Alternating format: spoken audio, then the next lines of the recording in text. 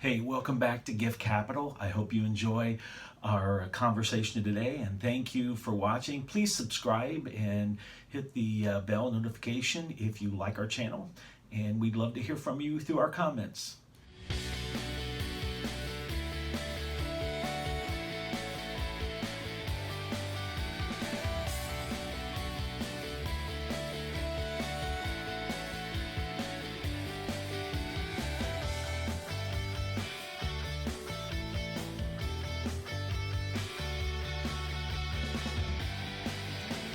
So when I first started understanding and looking at my personal strengths and gifts, I think my wife and I had been married 5, 7 years, somewhere in that period. And I had happened to pick up a book. It was called Happy Though Married. And I was lying in bed one night, and my wife was just about asleep, and I was reading. And as I read a paragraph on a certain type of personality, I was a little bit astonished, and I woke my wife up and I said, "Hey, I want to read something to you. Who does this sound like?" And as I began to read, with no hesitation, my wife said, "That's you." And I said, "I know." I said, "It's like this person, whoever wrote this, knew me in some other time and wrote this about me." And so now, then I turned to my wife. I said, "I'm going to read you something else." And I began to read on another type of personality and gifts and strengths. And as I read, she said, "That sounds just like me." And I said, "Exactly. That sounds just like you."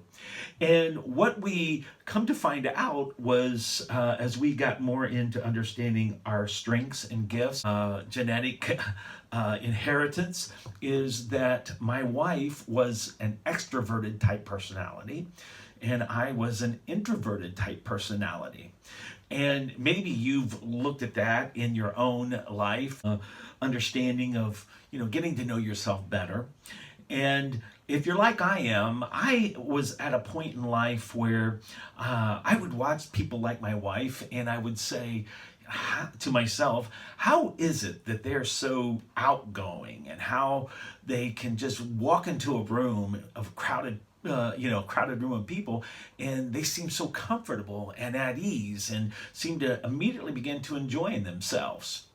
And then I usually find myself edging over to the corner of the room, waiting for someone to come over and say, "Hey, nice to see you, glad you're here." And as we begin to study and research more about our compatibility as husband and wife, what I found out about myself was I was an introverted temperament, and my wife was an extroverted temperament. The old cliche, opposites attract. And the things that I saw about myself being introverted caused me to question why I did some of the things I would do. Give you an example. If I was in a certain frame of mind, even though there would be maybe friends or family around, I might find myself being somewhat unsociable. I'd just be quiet, a little bit reclusive. And at some points in our relationship, it caused some conflict with my wife and I, because when we'd have guests over, before I really got to understand what was going on, I would be almost rude. And so I thought it'd be nice today, as we look at gift capitals, we understand how our gifts can develop value into our lives. And then what I mean by gifts is, what's our personal strengths, how we address things and people and situations. And so I thought it'd be interesting to start here in helping people see how they can create value themselves. Let me give you this example. Here's some balance to understanding extroverts and introverts. The introverted temperament, here's some of their strengths, and I wrote them down so I could remember them. But they are analytical people. They're very sensitive. type people. They're more self-sacrificing than a lot of folks. They're perfectionists and gifted, artists, musicians. And I'm not saying all artists and musicians are introverted, but a lot of them are more introspective, and they are very relationship driven, faithful friends. They're also very detailed about how they do things and how they go about things. An introvert is probably more likely to be a micromanager of people than someone who might be more extroverted in their personality. Here's some others. They're usually easygoing, they're calm, well balanced. They have a kind of awkward sense of humor, but they're witty, they're funny, they're orderly, and they're very dependable people. And I find this in myself because I'm an introvert, and I find that if I tell you I'm going to do something, then I'm going to do it, even if I have to sacrifice what I would like to do or would want to do. And I have a hard time telling people no. A couple of others, let me look here, they're very efficient. And in many cases, we do our best work, or we approach things when we're under pressure. And that's when we have our greatest potential.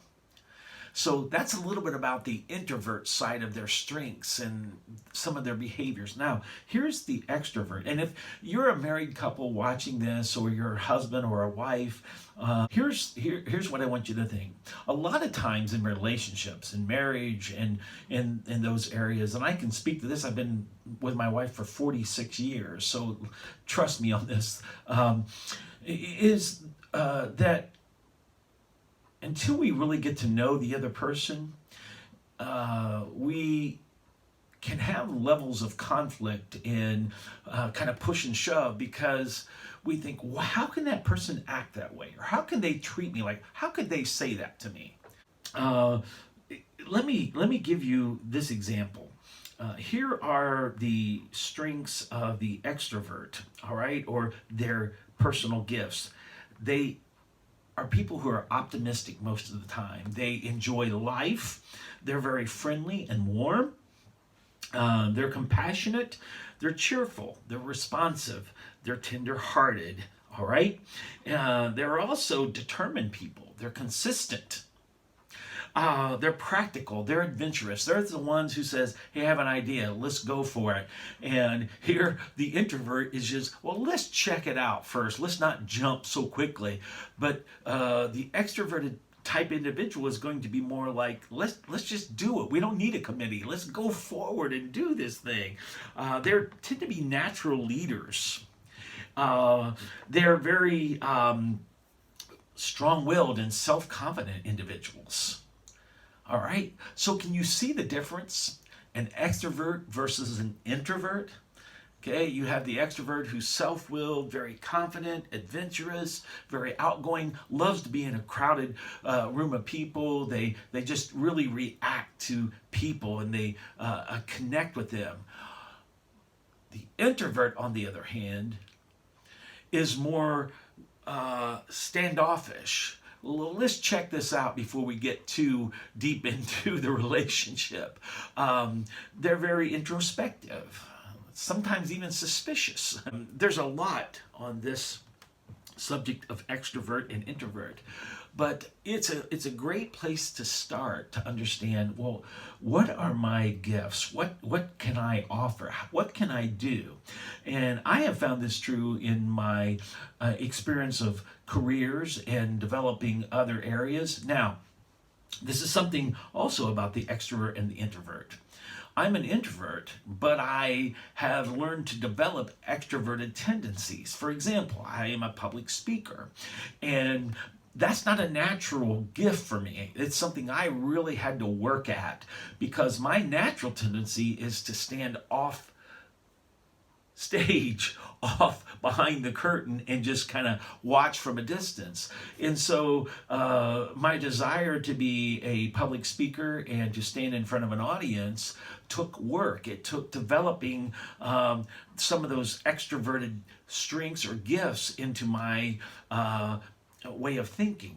And as I've done so, it's been beneficial in the career paths that I've chosen, other things that I've done. And so maybe this same thing for you. It's first, you have to know what you have to work with. And I would tell anyone who's looking at a long-term relationship, make sure you know what you're working with. And that means getting to know the other person. And you won't do that. There's the kind of the cliche that well, the honeymoon, it's going to be great, all lovey, and everybody's fuzzy and warm. But give it a few years after your marriage, and you're going to start to see some differences. And you're going to realize that person's not exactly like you. And this is something else that you'll need to understand early on. You're not going to change that person. That's a mistake a lot of people make in their relationships. Is I'm going to change them. I'll change them. You're not going to change that person, because we can't change anyone. All we can do is work on us, work on ourselves. And as you discover your gifts and create gift capital through those, you're discovering who you are and what you can do and how you can improve the world around you and your life. And so I hope that if this interests you, you will take a look and look into, well, what kind of person am I really? And one of the best ways I have found to do that is when I was in college years ago, and as far back as 30 years ago, as I said, I was reading a book, Happy Though Married, and it was based on understanding different temperament types and relationships and how people connect. And so I got further into it, and I read a book. It was called Spirit Controlled Temperament. And it outlined each of the personalities, their strengths and their weaknesses, and I began to discover that's who I am. That's the reason I do and say and act the way I do and react or respond the way I do. And my wife and others who studied with us also saw that. When I was in college, I took and most colleges offer this as to help students figure out, okay, what major do I want? What would best suit me? It's called the Myers-Briggs personality test, and you can get a Myers-Briggs test online for probably around $30, and maybe there's even some sites where you can do a free Myers-Briggs. I'm not sure, but I went through the Spirit Controlled Temperament personality test, and it defined me a certain way, and it defined my wife a certain way. I went through the Myers-Briggs, and it was very compatible with what the Spirit Controlled Temperament test defined me. And then when I was working for a corporation several years ago, I was asked to take a Clifton Strengths assessment to determine where I would be best suited for the company and what my strengths and the value that I could bring to the table. And I had a pretty good idea how that was going to turn out. And I think it was around $50 to take the Clifton Strengths, and the company paid for it. So anyway, when I finished the Clifton Strengths, it gives you 34 areas of your strengths and areas where you excel in your life and relationships. And as I expected, the top 5 areas were what had lined up with what I had done 30 years ago, 15 years ago, and then most recently I think it was about 4 or 5 years ago when I did the Clifton Strengths Assessment. And it's a platform, and that's all it is. It's a platform to give you a basic foundation of where your gifts and strengths lie. And so I would encourage you, if you have an opportunity, and let me kind of put this out there, and it's not to be derogative. I've seen some of the stuff on some of the social media sites. Well, I'll do this, and they'll tell you. They're just not a deep enough look, and so I wouldn't put a lot of faith in those. But I would, if you take a Myers-Briggs, the Clifton Strengths, and there's a great book As I said, it's called Spirit Controlled Temperament. It was written by a man named Tim LaHaye, 1966. And check it out. See a little bit about who you are. And as I'm offering this in our Gift Capital channel here, what I believe it will do for you, it gives you that foundation. We all have a foundation we start with, and that's where in careers and the things we aspire to do in life, a lot of times people go in without really any knowledge about really what they can do. They see something they'd like to do or think they'd like to do, but they're really not prepared to know, can I really do this? Do I really have the gifts, the strengths that I'll need to do this and do it well? And I've seen this multiple times where people come in like gangbusters thinking, this is for me. And 2 years later, they're regretting they ever made the decision. And so I hope we can help our viewers. And again, this is something that I feel like it's something that I can give back to those who are watching my channel, is help you to find and discover what your gifts are and what your strengths are and how you can use them to create value in your life. And if you appreciate this channel, if you would like to comment, please subscribe. I'd love to hear from you, and ring the bell notification. That way you'll know we're going to be putting up a video one time a week. Also, as I mentioned in our introduction last week, in our debut, I have a foundation. My foundation is a Christian foundation. And I have spent a good part of 50 years in not only professing but living a Christian life. I'm a Christian author. I wrote a book. It's called Finally Be Strong. And if you'd like to hear more about that, you can email me. My email's in the link on my channel, and I will tell you how you can get this book, and it will provide you practical application on how you can be a conqueror every day and have the ability to live life successfully with peace and contentment. And that's really some of the great treasures of life, is when we have contentment in our life. Well, I don't want to make this too long, so I hope you've enjoyed today. Again, look for us in the next week. We'll have an update on how you can define and discover your gifts and strengths of life. And we certainly appreciate everyone who is supporting our channel.